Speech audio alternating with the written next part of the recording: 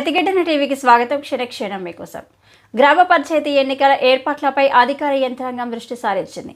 Notification వచ్చే టైంకి అన్ని సిద్ధం చేసుకునేలా ఏర్పాట్లు చేస్తున్నారు. ఈ క్రమంలో స్టేట్ ఎలక్షన్ కమిషన్ నుంచి అందుతున్న ఆదేశాలను ఎప్పటికప్పుడు గ్రౌండ్లో అమలు చేస్తూ రిపోర్టు పంపుతున్నారు.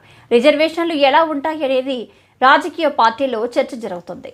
పంచాయతీ సర్పంచ్, వార్డు మెంబర్ ఎన్నికలు పేపర్ బ్యాలెట్ ద్వారా నిర్వహిస్తారు. బ్యాలెట్ పేపర్పై సింబల్స్ మాత్రమే ఉంటాయి. వాటిపై పోటీ చేసే అభ్యర్థుల పేర్లు ఉండవు. ఎన్నికల ప్రచారంలో అభ్యర్థులే తమకు కేటాయించిన గుర్తులు ప్రచారం చేసుకుంటారు.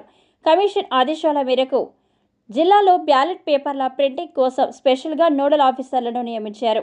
వారి పర్యవేక్షణలో మంగళవారం నుంచి వాటి ప్రింటింగ్ జరుగుతుంది. మొత్తం 30 ఎన్నికల సిలబస్ను ఇందుకోసం వినియోగించనున్నారు. 2019 ఎలక్షన్ టైంలో 15 సింబల్తో బ్యాలెట్ రూపొందించారు.